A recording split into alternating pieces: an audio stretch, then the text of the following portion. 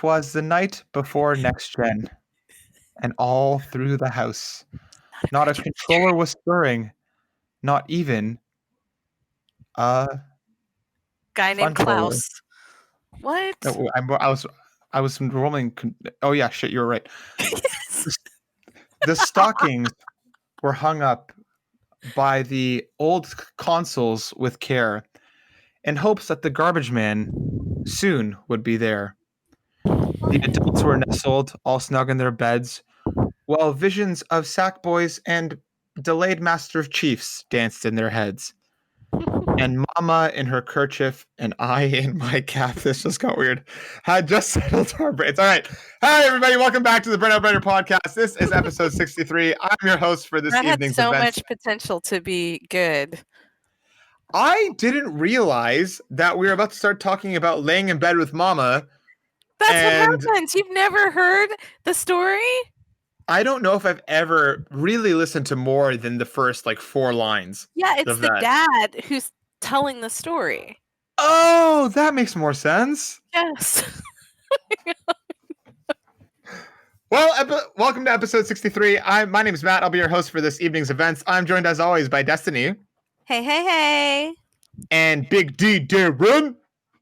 Oh, Oh, is that your Santa Claus? What the fuck? Is actually the next Jenna Claus. Oh, the next Santa Claus. yeah, Sounds if you're terrible. gonna be- if you're hanging up your consoles by your fireplace, I think you're gonna have some heating issues. He Hey. didn't. I thought he hung up. He said socks. Yeah, I put them in stockings, but I said the stockings were there, and then the garbage men were awaiting the consoles to take out the new garbage old consoles and bring in the new good ones. Oh, that's Right, what all of okay. that meant. I did not understand that in Do at all. I admittedly prepared very little for that poem, but I felt like I put my It's heart not a into poem. it. It's a story. I'm pretty sure it's a poem. It rhymes. No, That's like it's, the think definition of a poem. No, I Poem think it's a rhymes, story story. not. guys, No, we Destiny. can both. We can have a poem be a story and a story be a poem. They both can work. Destiny. I the think source you're for right, this- Darren. But nobody ever calls that a story, a poem. They just like it's the night before Christmas story.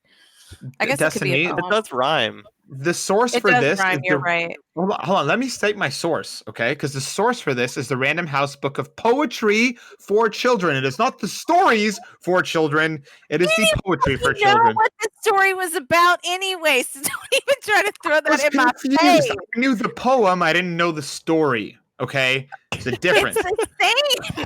Oh my God. But anyways, welcome to the podcast. Thank you so much for checking us out. If this is your first time here, thank you, and we're sorry. On this week's podcast, we're going to be talking all about Bugsnax. We were lucky enough to be provided codes by popagenda.co, and we've played it. We've Thank we've you, done a by lot the with way. it. Thank you. Big shout Thank out. you so much. Big thanks. We have feelings. We have thoughts. It is going to be a spoiler-free discussion. We're going to be avoiding all sorts of story spoilers. So even if you haven't played it yet, which probably many of you have not, feel free to listen on and hear what we feel and what we thought about the game, because we will spoil nothing. We are non-spoiling masters. We'll kill the vibe every time. But Oh boy, oh boy, we're off I to a gotta good really start. watch what I say. Also, for You- news, you we're going to give be some talking hype. about Yeah. We're going to be talking about the PS5 Remote Play app released on PS4 and new Mass Effect stuff, old Mass Effect stuff, generally different effects that masses would have. We're going to talk about them. What else are we talking about, Matt? We're also going to talk about Johnny Depp, Amber Heard, and some of the controversy going on between them. But that will be a little bit later, because right now we are going to start the conversation, as we always do, with a round of random questions. And this week, I'm going to start with Darren, because just a few weeks ago, I got some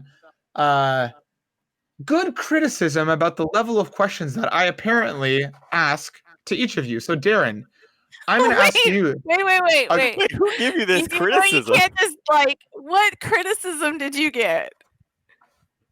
It may have been by one of our podcast members on the podcast about how I give Darren quote unquote hard questions and give Destiny quote unquote easy questions, when in my mind all of these questions are equal and worth discussing, but apparently not all questions are equal.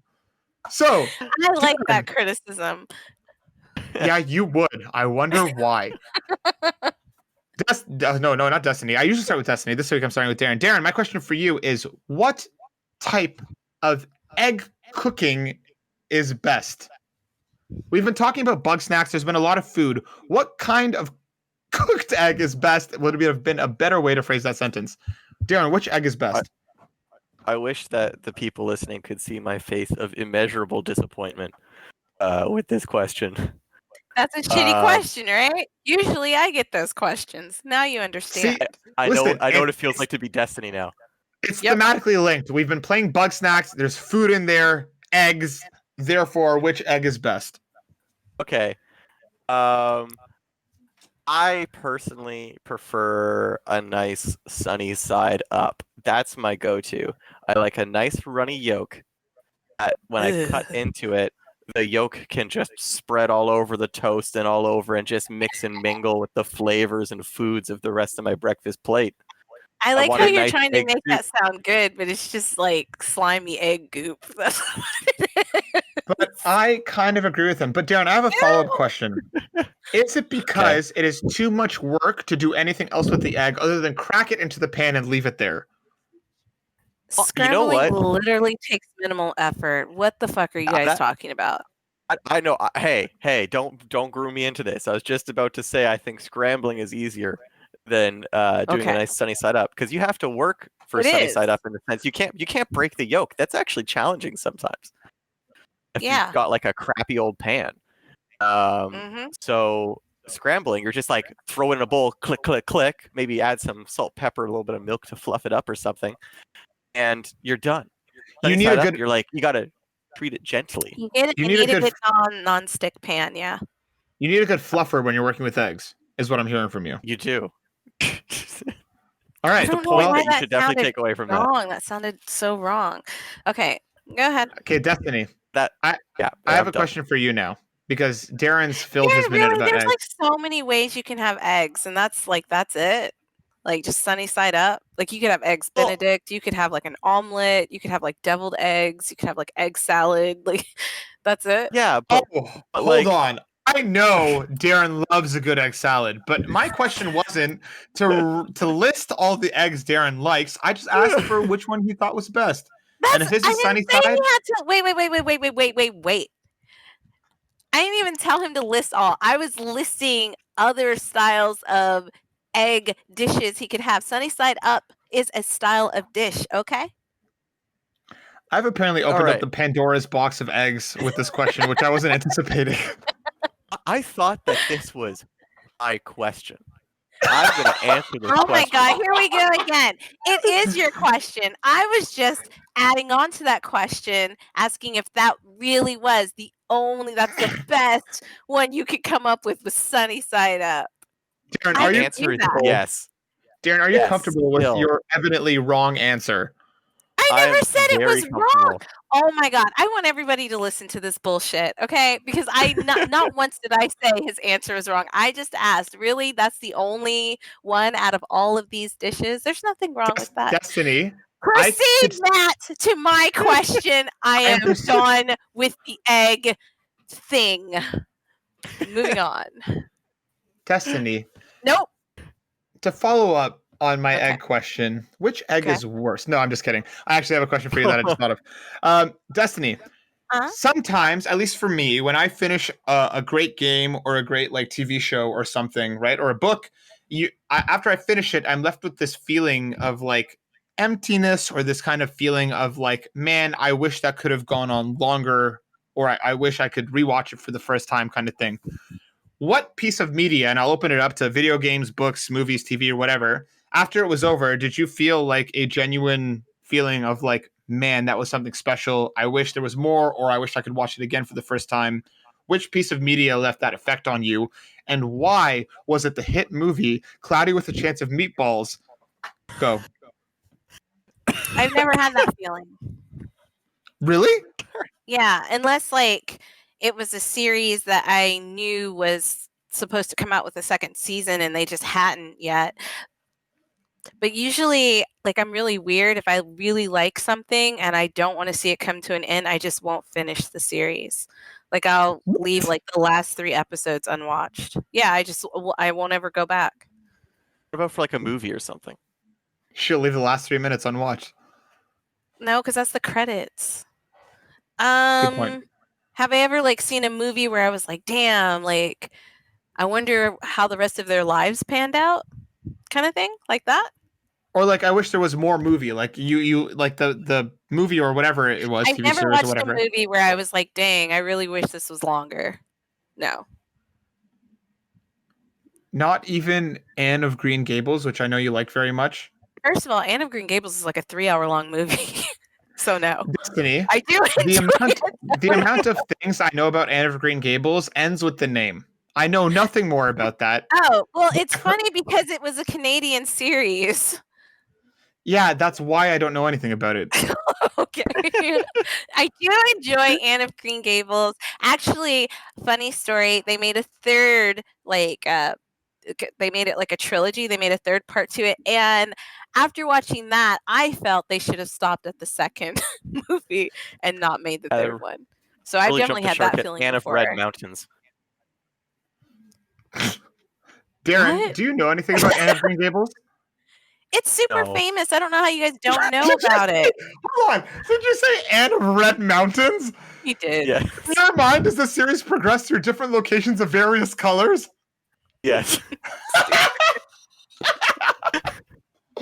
That is better what I thought, because in my mind, she is like a little girl who lives on a farm that has a green fence, and there's various antics around said fence. That is what was in my mind. No, she's a redhead and she was an orphan and she gets adopted and the name of the area is called Green Gables. Like that's the name of the farm that she lives on. There's like really nothing green other than like it's in a nice area and there's like green. Yeah, well, the Gable's not green, but yes. It's a good movie. If you've never seen it, you should watch it. Okay? Like fun fact, Gilbert Blythe was one of my first crushes. It's the guy in the movie. He's so cute. What you're saying is Anne of Green Gables is the worst Pippi Longstocking. No, that's terrible. They're not even the same. Wasn't she an orphan? I see you physically tomorrow, and I will stab you. Yeah, fair enough. Won't be the first nor the last time. All right, who's got a question for me? Darren does. Oh no! Hey, I had question responsibility last time because it was a boys episode. I feel like that's not fair. No, that's not fair because you guys had this whole conversation about something that I just don't know much about, so I would have just been dead weight. What are you drinking, Matt? I'm having a bit of beer and soju together. There you go. That was my question. Moving on. That was good. No. You tell me I have bad I feel like that's fair. I feel like that's fair. An eye for an eye. Right. An eye for an eye. All right. Fine. See? Actually, Matt, I am genuinely curious about the same question for you, except you're not allowed to pick a superhero movie. Okay, it wasn't going to be a superhero movie. Okay, good. Spay me. For me, I wish there was more Spider-Man. I genuinely want to see. No, for me, the biggest like hole in my heart that I felt once I finished something was Scrubs. Persona 5. Oh, what? Because Scrubs, the 8 seasons, we don't talk about the 9th. I actually think the 9th was mostly fine. It just wasn't the same. But I mean, like after 8 seasons, you wanted more? Yeah. Oh my god, they were probably fucking tired. I'm sure that they were. I don't doubt it. But like for me, I loved those characters in that world so much, and it's just like I'm the kind of person that if it like maintains a level of consistency, and even if it really doesn't, if I fall in love enough with the characters, I'll watch it for the next like 10 years every week if it's going to be on. So that's why like Scrubs for me hit such an important note through like the characters and the way that they interact, and like I just felt a lot like them. You act like the guys from Scrubs. I just realized this. No wonder you love that show. It's basically a love letter to you and the way that you act. Destiny, you know what's really funny? That wasn't the first time that was said to me this week. See? What, this week? Who else said it? Lucas is currently on his first watch through, and he messaged me saying, well, he messaged a group of guys saying, oh, I understand why Matt left Scrubs. He's basically JD, which for me, I think is a compliment. Yes, that's fucking what you are. You are JD. And he's so, I do like Scrubs. I do. I wonder who your black guy friend is, because I said that like that, guys, because I don't remember the guy's name. I know his name's Donald based on in real life. Christopher Turk. Oh, Chris is such a shitty name. I don't date people named Chris. That's not important, but I just... Have you ever like just stopped dating? I feel like in this new era of 2020, we would repeat the show, and you would be my Turk, Destiny. Would I? No, Turk is like nice. I'm not nice. Listen, this intro. You are nice. You are nice, Destiny. You are nice, and we'll leave it at that. Okay. Except when you call me out on my level of quality of questions, and then you hit me with "What are you drinking?" That was me. I thought it was somebody else. Some random person that's on the podcast that's not Darren. Anyways, moving on. Oh my god! This week's podcast, we're gonna kind of skirt by what's new because our whole topic for the show is what we've been playing. Unless anybody has something that they really want to talk about other than Bugsnax. No, I don't have anything I really want to talk about. Now that you've answered what you were drinking, I feel like my life is, my day is made. My life is okay. And, I can move forward. I would just like to say one thing that I did. Me and Alistair were playing Final Fantasy XIV, and we went to Final Fantasy XIV wedding. And it was just lovely. I've never been to a Wait. Was it a wedding of somebody you know?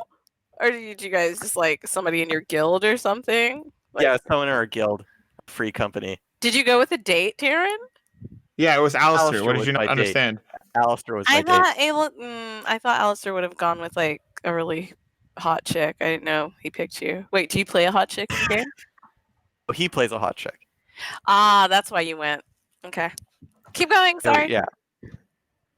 What were you gonna say? Alistair plays a chick in the game. That's so awesome. I want to. Yeah, he plays a little dragon girl. I want to play with Oh, no, that sounded bad. Okay. No, I meant I want to play with you guys. It's amazing how that sounded. It's amazing he gets reception all the way up from the space station. Where he lives and works. It is amazing that he can get on the game from there, and I still can't get on it from Korea, and I'm on Earth. I'm saying. So hold on, Darren. Was this like an actual wedding, or was this like a wedding celebration that took place in games? Were these people like legitimately getting married in the game, or you'll have to explain a little bit more than just breezing by the fact that you went to a wedding in Final Fantasy XIV? Right. So it's not an official, like it's not recognized in the state of Indiana or anything like that. Like I don't it's from Indiana. Oh, the people were from Indiana? No, I don't know. I just picked a random state for some reason, and Indiana was the first thing that came to mind. Why did you do that? Why did you pick Indiana of all states? I don't know. It's the first state that came to mind. But it's not like an officially recognized wedding, but it is a wedding ceremony. Like the game actually has like a section of the world sectioned off for weddings. Are you serious? Yeah. It's not a new thing, Matt. I'm learning about it for the first time.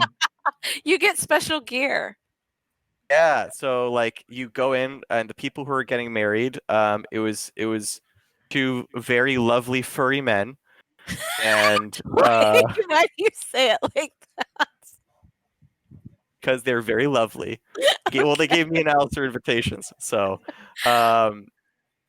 yeah. So you actually need invitations to go to the wedding and everything, but like you pick how the ceremony goes. Like it's actually customizable. So like you put up the wedding you pick the wedding decorations, like you pick different parts of the ceremony, like, and everybody comes in like really nice clothes. How much is it? And I don't know how much gold it is. But to attend, it's free. You just need an invitation. Well, yeah. I never checked what the price was. But like it was cool. Like everyone was gathering outside the chapel, and then you go in and you're in like a waiting room waiting for the ceremony to start. Then you go to like room and you sit down. It's like a real wedding, except if you gave each other the rings, you started floating up into the sky, hovering around each other, and then like you used like the force to put the rings on each other's finger. The force. And also if everybody in the room was obnoxiously like spraying spells at you the entire time. Wow, this is like the second story I've heard that's been really interesting about furries today. Today, wow. Yeah, today. Matt, you and Cinna should get married in Final Fantasy. I'm legit looking at it right now. Yeah. If there are 3 different plans, the standard plan is free. The gold plan is $20. Okay. And the platinum plan is $40. Hey, I think it's worth it. And Only you get like a bunch of stuff. Don't think you can get married on the free trial. Yes, you can get divorced. Actually, a lot of people will just get married and then divorced like 5 minutes later purely for the items you get for getting married, because you get a bunch of exclusive gear. I got exclusive gear just for attending. Like I got a couple minions that you can only get by attending a wedding. That's really dope. This absolutely has blown my mind. I genuinely, Darren, when you told me that you went to a wedding, I was like, oh, they probably stood by some tree and like they had a wedding. This is a thing. Wow. No, I did not know this. Do they have that in WoW as well? Yeah, they do. I'm pretty sure. They have that in WoW. I think you can get married in WoW too. I'm checking right now.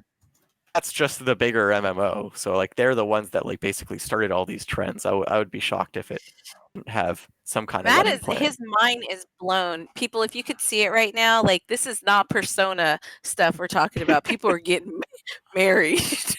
Can I get married in a Japanese high school? Is that what you're telling me? I'm saying, like, if that's your dream, we'll make it happen. In class, I don't see anything directly relating to a World of Warcraft wedding. Outside of like real weddings that are World of Warcraft themed. FF14 must be done. Legit looks like it has a wedding. But okay, cool. That's actually really cool, Darren. That you just rocked my world. I did not see that coming whatsoever. If you find someone getting married, if you find someone getting married, do what you can to just harass them into giving you an invitation. Don't actually do that because that was a joke. Get on the game. Like they're just you shouldn't harass people. Darren, let's get married in the game so we can get the stuff. Oh my God. Yeah. No. Stop. Stop. Mm-hmm. Stop. Mm-hmm. Mm-hmm. It's okay. We can get divorced right after. We're gonna get divorced right after, and I'm gonna be a dude in the game. So you just in your little weird fantasies right now, Matthew. End it. I picture you two flying in together on a ceremonial chocobo. Oh my God! Oh no!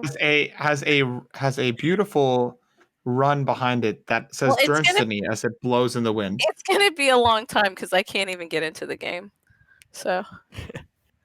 Well, Darren, thank you so much for sharing. I'll wait for you. See? I'm good to end the podcast right now because my heart right now is so full of the love between you two.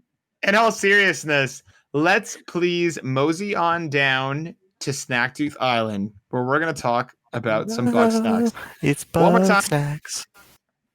Oh, Bugsnax. Talk about Bugsnax. I'm going to one more time clarify that we were very generously given codes by popagenda.co.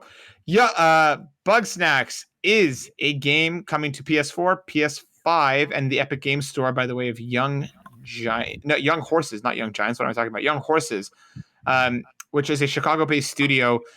Bugsnax is coming out on November 12th. You can get it on PS4 and at the Epic Games Store then. Tomorrow. On PS5. Exactly. If you are getting it on PS5 and you have PlayStation Plus, you can get the game for free.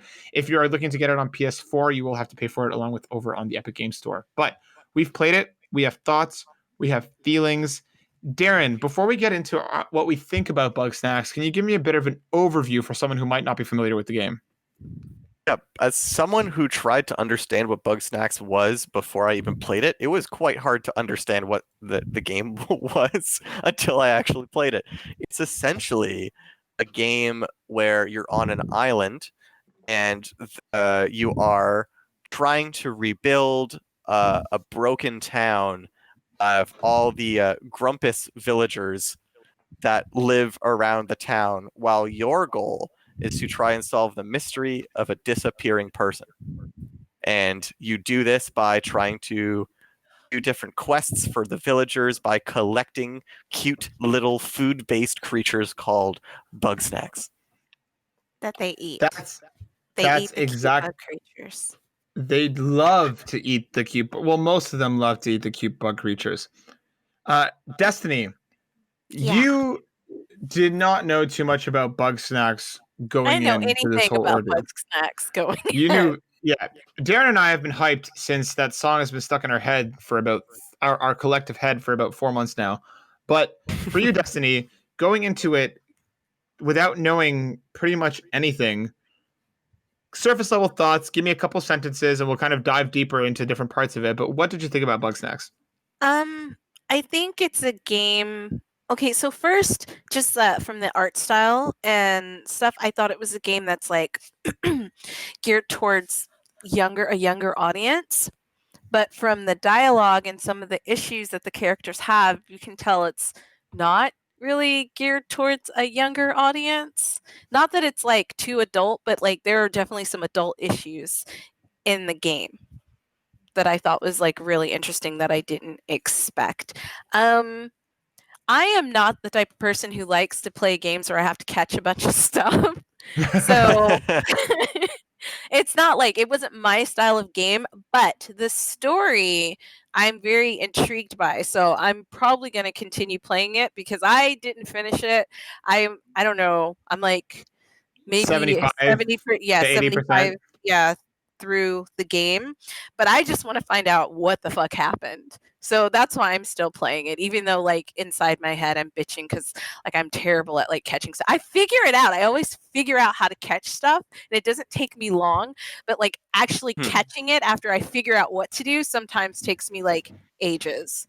But I think it's a fun game. Like it's if you want to sit and like play in like this colorful kind of world and you just need a break from the outside world, like it's pretty fun. There's definitely some Bugsnax that require, because I never really said what like genre of game it is. I guess I'd call it like an adventure. I thought it was going to be like a survival game, but there's no survival mechanics. All the actual gameplay is about trying to deduce different methods of catching Bugsnax based on the gadgets you have. Yeah, each Bugsnax requires like a different strategy to catch. It's kind of like a mix of Pokemon Snap with some Stardew Valley thrown in and like a bit of like a collectathon feel to it, because it's not as simple as something like Pokemon where you just take them down, take their health down, and you can just struggle to catch it depending on rate, the percentage chances. This requires you to think about each encounter. And like there are some Bugsnax that are actually quite complicated to catch. It took me like sometimes like 5 minutes for me of just like, how the hell do I catch this thing? Well, because you have to think about things like, is it daytime? Is it nighttime? Is it raining? Like what time of day is it? Even if it is day or nighttime, like there is a clock that you have to deal with and think about, because some snacks will only show up at nighttime. Some will only show up when it's raining. And some of them you actually need to have multiple snacks in the same area to be able to kind of work in concert to be able to grab the ones that you're looking for. It starts off pretty, run of the mill, like set your trap down and lure it over with the scent that it likes and then catch it. But it gets pretty complicated as it goes. Darren, what did you think of the game? I really liked it. I really liked the game. I had a great time playing it. You know me, I love games with like a lot of puzzle elements. and I was very happy with like level of thinking that you actually have to do to catch some of these things. Like you're saying, it gets really complicated. Like sometimes you have to like use multiple gadgets in conjunction with multiple Bugsnax to try and just catch one. Some of the Bugsnax in like the later zones can be kind of frustrating at times, depending because sometimes they just won't behave the way you want them to. But that's all part of the fun of trying to capture these like creatures, that they have their own behaviors and things. I just thought it was really cute. I really, really liked the story setup. Like Destiny alluded to, there's a lot of like topics that the game talks about, like mental health topics, and like topics of like sexuality and things that are like very deep topics, but they talk about him in such a like a good, I don't know how to describe these, like such a thoughtful way, with like a lot of love and care. And the gameplay itself is just it's not too hard. It's not like a long game, but I'd say it definitely doesn't overstay its welcome. Definitely, I think by the end of the game, especially because I got the platinum trophy. You and I both got the platinum trophy, Matt. And there is so like I got every Bugsnax, did every side quest, blah blah blah blah blah. I'd say by the end of that platinum trophy, I was ready to put the game down. I was like, okay, I am 100% satisfied. No more Bugsnax, please. I'm full. What was your runtime? What was your game clock roughly? I mean, I know you don't have an exact number, but estimate. Like, how long did it take you to roll credits, and how long did it take you to platinum? Best guess. Well, I only took like a couple hours of playtime after running credits to get the platinum, because I pretty much had everything by the time the game finished. So I'd say probably like 13 hours to get the total platinum trophy. Yeah, 13 hours total. Yeah, I would say probably something similar. I think it took me about 8 hours to finish the game, and probably 3 to 5 after, like to kind of clean it up. Yeah. I really loved it. I was genuinely surprised by how much I enjoyed it, because I knew kind of going into it, or I had a suspicion going into it, that like it was going to be more puzzle heavy than I generally like to deal with. And there were points where I was sitting there, I was like, how do I do this? What is it? But it kind of, all it really takes is you to step back and take another look at it, and to really look around the entire environment and consider things like elements and different parts of the area. I loved a lot of the Bugsnax. I think my favorite specific creature was Scoopy Banoopy, and that's only because his name, or its name, is forever burned to my memory when you hear its cry, because each one of them has its own cry, and like Pokemon style, all they do is repeat their name over and over and over again. And when you catch them, at least so on PS4, they say their name again through your controller speakers. So like Scoopy Banoopy will just be like Scoopy Banoopy as it chases you down. And it just repeats its name over and over and over again. I loved it. Like, just the voice acting is phenomenal as well. A lot of the cast is fantastic. I was genuinely surprised by the story. I did not expect to connect with it as much as I did. And the game asks some real questions. It doesn't go super deep on a lot of the topics that it presents, but I feel like it does enough with the material, given its runtime and given what the game is. I think it handles things pretty well. And I genuinely enjoyed it. And as you said, Darren, I actually got the platinum trophy. I probably have like 4 platinum trophies. I'm not one that goes for a platinum. I literally looked at that list of trophies yesterday, and I was like, no, I'm not doing this. And then a couple hours later, I was like, still thinking about the game, and I was like, you know what, maybe I'll try. And I got hooked all over again, just running around and grabbing the Bugsnax and bringing them to the places that they need to be. I really, really, really loved it, and I'm genuinely surprised. I was genuinely surprised by it more than once with my time with it. We should also mention what systems we played it on. Yeah, because none of us played it on PS5. No. I played it on PS4. I played it on a base, not base, but slim model PS4. Then you played on PS4 Pro, right, Matt? Yep. And Destiny, I you played played it on my gaming laptop, my MSI. So I have a question. How was performance for all of you? Did you notice any performance issues? I had quite a few performance issues. Destiny, you want to lead?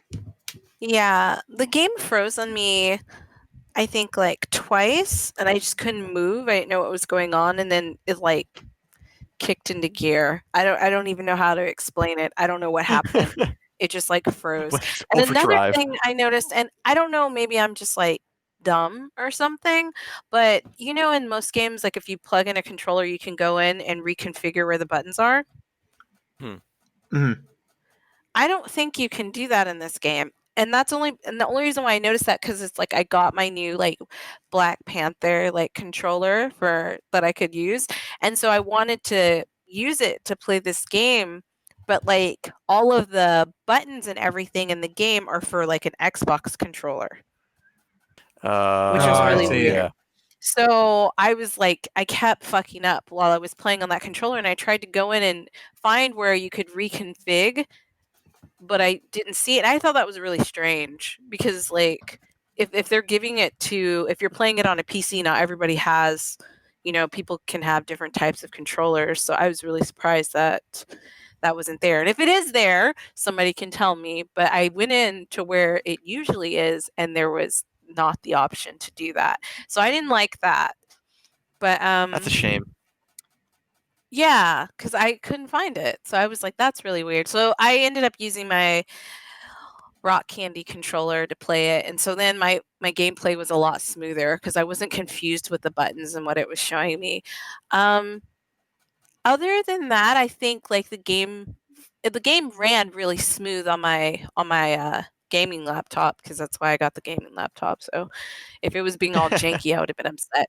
But it ran really smooth. The music was really nice. The voice acting was really well done. And I meant to say this about not just the game running, and I forgot to say, when I was playing the game, there are certain things that you can do in the game out of order.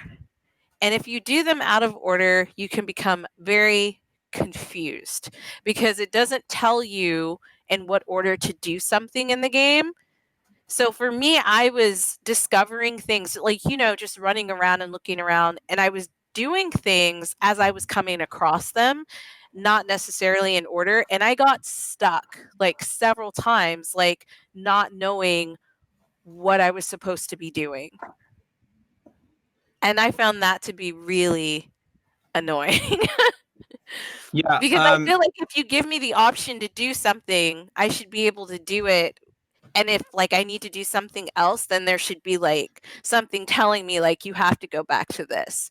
But there was nothing to do that with. So I was well, it gave me the option to continue. So don't give me the option. I guess for me, it's don't give me the option to continue into a completely different area and do all the stuff there, and then not let me go ahead because I didn't do one little thing in the beginning that I didn't realize I needed to do.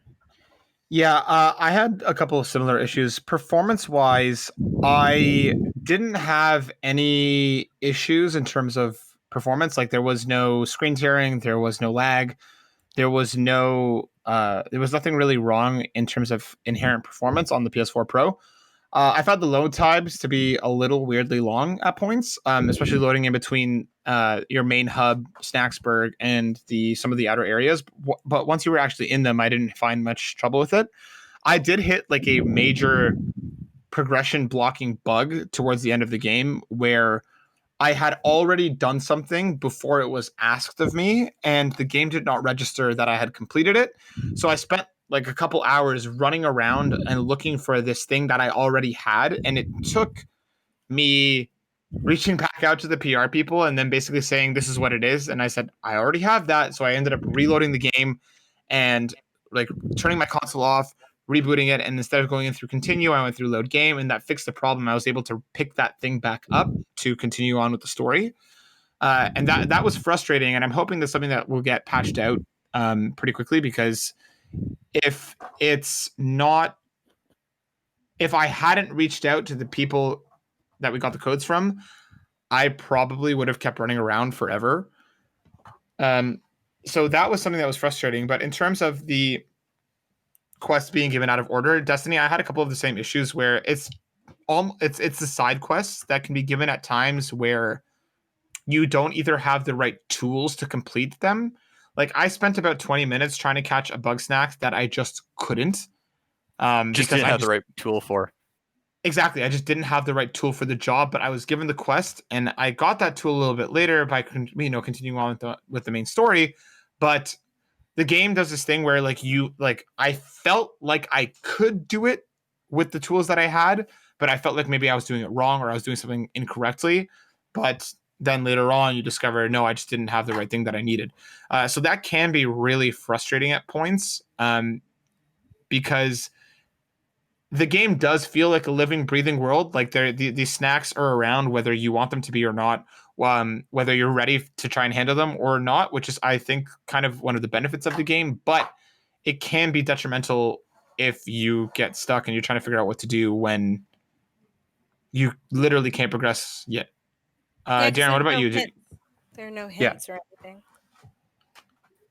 No, and yeah, well, I mean, like you said, it does help it feel more like a living, breathing world. If you have a bunch of snacks that like, oh, some of these are like really strong or like really big, and like I don't know how to catch them yet, and then you can come back later once you have more information or more tools to catch them, which is great. Yeah, I'd say for me, I wish I had a PS5 to play it because you can really tell playing the game that it actually is meant for PS5.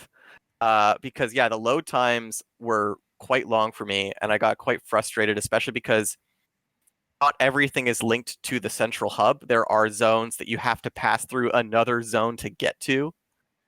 And so for me to have to go through 2 loading screens to get to a location for a quest, like there's a few quests close to the end of the game where you need to like go back and forth between multiple zones to get the snacks that the Grumpuses need.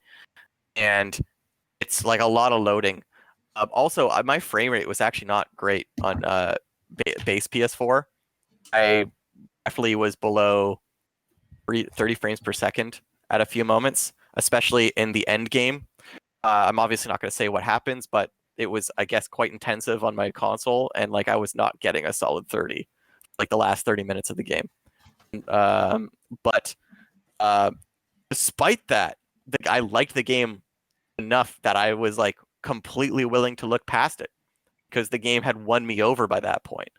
And then also you can tell it's probably meant for PS5 because I felt my controller trying to do the haptic feedback rumble that the PS5 is supposed to be doing. Like I could feel my controller trying so hard to give me like very specific rumbles when I was moving, and when I was like bumping into a Bugsnax, I could feel that the rumble was different. And I'm like, I know probably on the PS5 version they push that further. So I would like to try the PS5 version to see differences there. And I know that the PS5 version would fix a lot of the load time issues and frame rate issues. Yeah, I'm definitely going to go back in and run around a little bit more in that world and catch some more bugs because I'm also curious about how the haptic feedback and stuff will work, how much it's been optimized. Once I get my PS5 tomorrow. But yeah, so the last kind of thing that I want to touch on before we kind of move on from Bugsnax, what do you think about it as a game that is coming out in a traditionally very, very busy time frame, right? Like November is generally speaking, especially this year, coming out alongside new consoles, coming alongside a lot of next gen games or the big Assassin's Creed, et cetera, et cetera. Do you think that this game stands up, and do you think that people should play it? Destiny, let's go to you first. I think it depends on what kind of games you're into. Like I guess I really don't understand the question. Like if you're into this kind of game, then it doesn't matter if another game's coming out. Like you're gonna want to play it. So do you recommend it for someone who might like this type of game, or do you feel like? I think for someone who's like into like solving puzzles and like catching things and like into mystery and kind of like the lore like of a fantasy world, I think they should definitely play it. Yeah, no question about it. I don't think it compares to another game just because something else is coming out. Like, put it on the back burner. Get it and, like, put it on the back burner and then play it later. Like, I don't think people will be disappointed with what the game is offering. I think they'll be, like, pleasantly surprised. Darren, what about you? Yeah, I agree with that because it's a very different game kind of games that you normally count as like the big launch title games. But the benefit of a launch window is usually there's not a ton of games to play at launch on your new console. So I think that if you look at Bugsnax in a trailer or something and you're like, this game intrigues me, I feel like there's something going on that I think there's more. I think there's more to be seen. I think there's more to be explored. Bugsnax is not showing me their full hand. So I don't think you're going to be disappointed at all. Yeah, I totally agree. The thing is, the game is so different compared to a lot of what's around it right now. It is so full of personality, and for me, especially having been disappointed by the last number of Pokemon games and not having to had like that kind of Pokemon Snap style game in more than 20 years, I really loved Bugsnax. The gameplay loop is really, really enticing. It's a lot of fun to go back in to try and catch all the ones you've missed. Like I said, I am not one to participate in a collectathon. I am not one to go back to a game once I've already finished it, but I kept thinking about it and I was like, I want to catch the rest of them. I want to defeat them all. I want them all to be mine, and I want to feed them to my friends. You want to catch your Scoopy Banoopy. Scoopy Banoopy. Bunger, bunger, bunger, bunger, bunger. The noises are so good, man. They're so much fun to listen to. The story, like I said, is surprisingly heartfelt, and it has quite a bit of depth to it. Go check out Bugsnax. Like I said, it's free on PlayStation Plus if you're on PS5. If you don't have a PS5 yet, but are planning to pick one up, you can still claim the game over on the PlayStation Store and, save it for later. If you want to play right now, you can't go wrong with it on PS4 or PC. Go check out Bugsnax. For the last time, thank you to PopNintendo.co for giving us the codes. We really, really appreciate it. Yeah, And thank you. If you're looking for voice actors and actresses, hit us up. Hit us up. I would definitely. Scoopy Banoopy. I would pay good money to be a Bugsnax if there is a Bugsnax 2 in the future. I would pay them to be in that game. All right, let's move on to some video game news.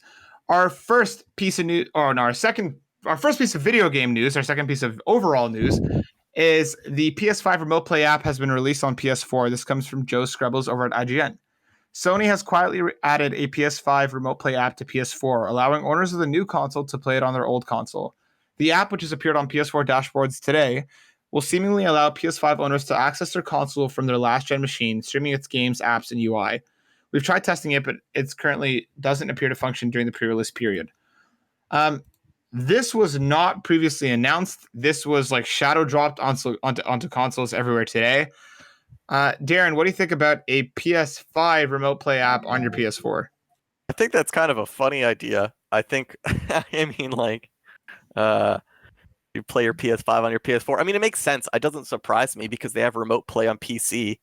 So you might as well remote play on your PS4. So like if you have a PS5 on your like main floor, if you've got a house with multiple floors, you got kids with multiple TVs or whatever, then yeah, you can actually use your PS4 to play your PS5 in different rooms without moving it. I think that's probably the main point of it. It's pretty cool. Pretty neat little feature that I probably won't use very often, but cool. Is it forward compatible? I thought, am I saying that right? No. Yeah, it is. You're saying it right. So basically what it will do was that the PS4 will connect to your PS5 and you can stream your PS5 games from your PS5 running onto your PS4 in like a different room. Or essentially, like I said, it's like if you have like multiple rooms or something, like you have one PS5, but you want to play your PS5 in a different room without physically moving PS5. If you've got your PS4 still, you can hook it up to a different TV and play it there without having to physically move the console. I guess that's cool. Yeah. Yeah, I don't know how big the use case for this will be, especially because we don't have a ton of information. Like, are multiple people able to use it? Like how does the functionality all kind of break down? Like if I have one PS5 and two PS4s, but I'm logging into my account, you know what I mean? Like it's a weird situation. I just don't know how many people are actually going to use it. I think it's cool that it's there, and this kind of seems to be like it's a bit of a weird thing too, considering their whole argument for why the DualShock 4 doesn't work on PS5 is because they want the PS5 games to be true to the DualSense. Meanwhile, now you can stream the PS5 games to your PS4 using a DualShock 4. Kind of seems a little redundant. Although they might actually, we don't know how it works because no one's actually been able to try it. You might actually need a DualSense. You might need the PS5 controller to get it to work. No, they've confirmed that it is with the DualShock 4. Really? Okay, that's weird then. I don't understand. So essentially, all the haptics and everything else get kind of tossed aside. Just a bit of a weird thing, but it's there. Is it so like if you have a PS5 game? No, that's stupid. Never mind. I was gonna be like, is it if you have like a game that's only in the PS5 and you want to play it on your PS4? And I was like, no, nobody. Yeah, that. You still need the PS5 there to be able to. I know, but nobody would play a game made for the PS5 on their PS4 if they had a PS5. So that's why. I really wish I could play this Dreamcast game on my Sega Genesis. Exactly. Oh shit! Because those graphics. Yeah, I'm curious to see how many people are actually going to be using this. Moving on to our next set of our next pair of news. Where that would work though? I'm sorry, I didn't mean to cut you off. I just thought about it. Like, kids, like, okay, so like I know some kids whose like parents game too, and so they would probably have the PS5 in their bedroom and give the older console to their kid. So if their kid wanted to play like some PS5 games, they could stream it to their bedroom without having to be like in their parents' bedroom. That's what I was thinking. Right there. Yeah, that sounds like something my parents would do if I was younger. Yeah. Yeah. I just wonder that like, given the new technology and stuff, like, will it be able to run two games at once? Like, I mean, Xbox has their whole like quick resume thing, and like, I don't see that being the case. No. But like, if I'm playing the PS5 and my kid wants to log on, it's gonna kick me off, and there's a whole thing here. But I'm curious to see how many people are actually going to be using it and what the functionality is going to be like. Yeah. Moving on to our next set of news, it's a Mass Effect rock block. We're going to start with the Mass Effect Legendary Edition announced for 2021. This comes from Adam Bankhurst from IGN. After so many rumors and leaked retail listings, the Mass Effect Legendary Edition has finally been announced for spring 2021. Announced on Un7 Day, a day where BioWare and all its fans celebrate all things Mass Effect, this remastered version of Mass Effect, Mass Effect 2, and Mass Effect 3 will be together in one collection for Xbox One, PS4, and PC. It will also have forward compatibility and targeted enhancements on Xbox Series X and PlayStation 5. It's real. It's finally been confirmed. Mass Effect is being remastered, coming to new consoles. Darren, are you hyped? I'm very hyped. I'm very excited. Mass Effect series is one of my favorite game series of all time. Just like wonderful continuous story through all three games. And I never played any of the DLC for any of those games. So I'm very excited to pick this up and try it. I never got the trilogy when it came out. They like released the trilogy on 360 and PS3. For some stupid reason, when they released the trilogy, it did not come out with all the DLC. Like the Xbox version of the trilogy, you only got like not even half the DLC, but the PS3 version, you got most of the DLC because it was still pretty soon after Mass Effect 3 came out, so they probably didn't want to give away all their DLC for free. So I never got it because I'm like, well, why would I buy this? I already have all three games. But be able to play them all just like a little bit touched up and play everything that the games have to offer, I think is very exciting. So I can't wait for that. Yeah, I'm excited. I've never played any of the Mass Effects. That's probably one of my biggest like gaming sins. And I've been told by Alistair and by you many times to go play them. I actually own them on PC because they were on sale a little while ago, but you know me and PC gaming, it's not something that I usually do unless I absolutely have to. I am actually looking forward to this, to be able to play them properly for the first time. So I'm amped. Destiny, any feelings about Mass Effect? No, but I have heard like great things about the game. I've just never like played it myself. I have some friends who were like really into it when I was role playing, and they like built an entire sim dedicated to it. So I might pick it up. That's awesome. Yeah, so I might pick it up, casually play a little bit. We'll see. The first game where the hasn't wind takes aged us. super well. The first game is really hard to get into by today's standards. But maybe if you're playing on PC, you'll I probably like it a little bit better. One. Just skip right to 2. That's fine. Our last piece of news before we close out the podcast is that a new Mass Effect project is in development at BioWare with a quote-unquote veteran team. This is again coming from Adam Bankhurst. BioWare has confirmed that a new Mass Effect game is in development. Announced on N7 Day alongside the news that the long-awaited Mass Effect Legendary Edition will arrive in 2021, this new game will feature a veteran team from BioWare and will be the next chapter of the Mass Effect universe. They told us nothing more. They're just also working on it. Darren, what do you hope for in a new Mass Effect game? I hope for the story to be good. I hope that's what I hope.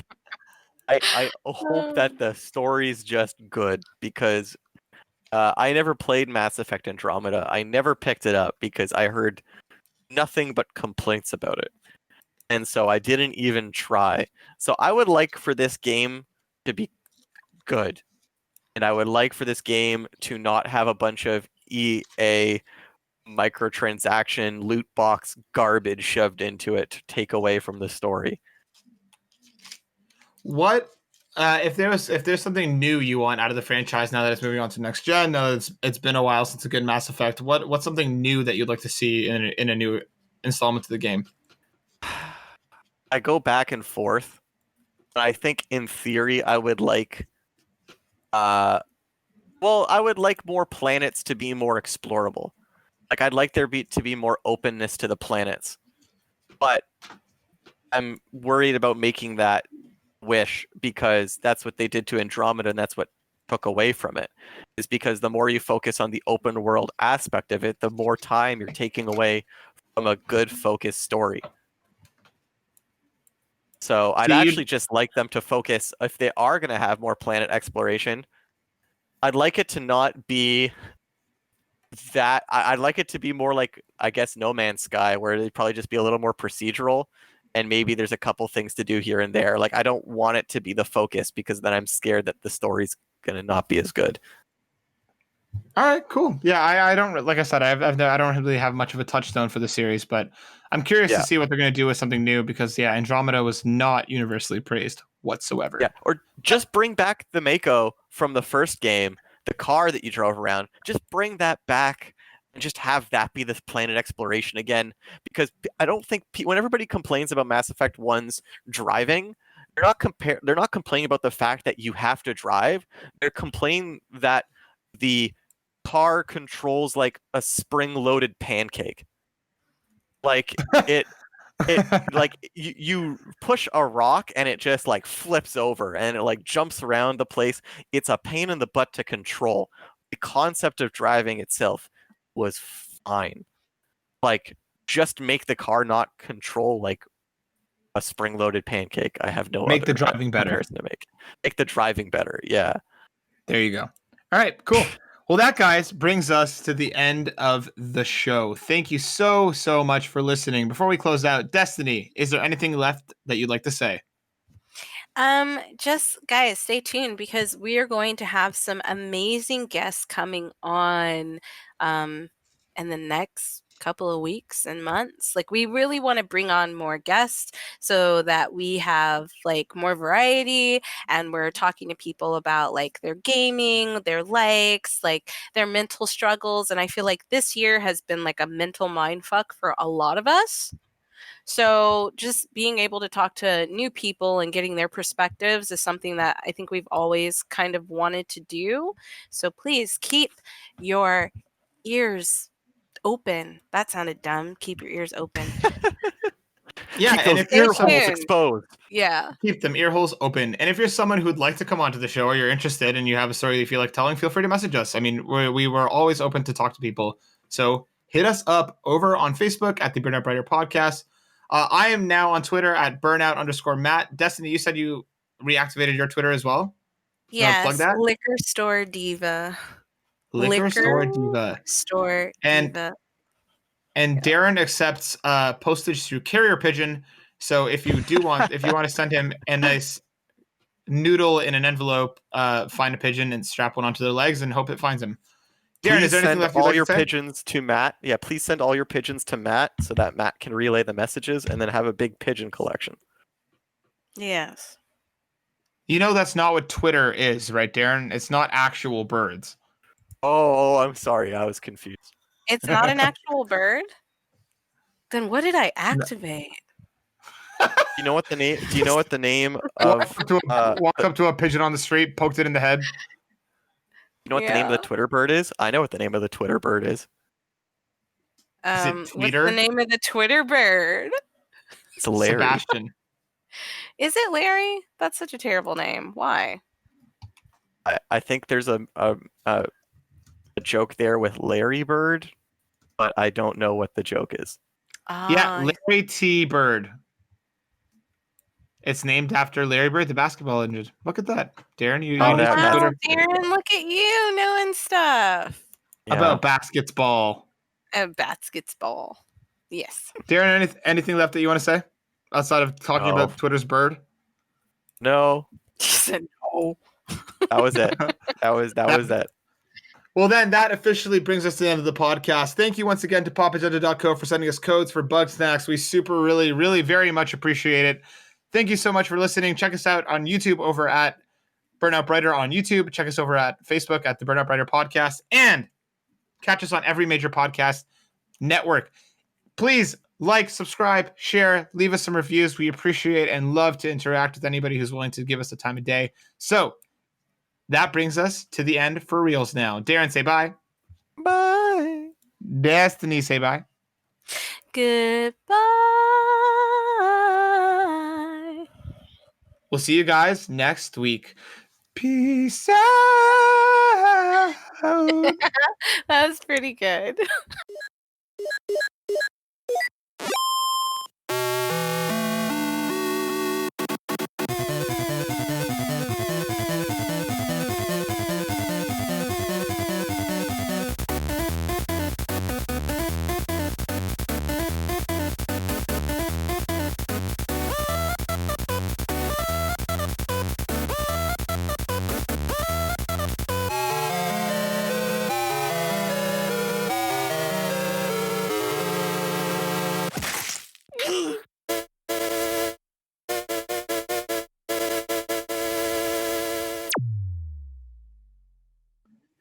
I think it's because you take so long to start after you do it.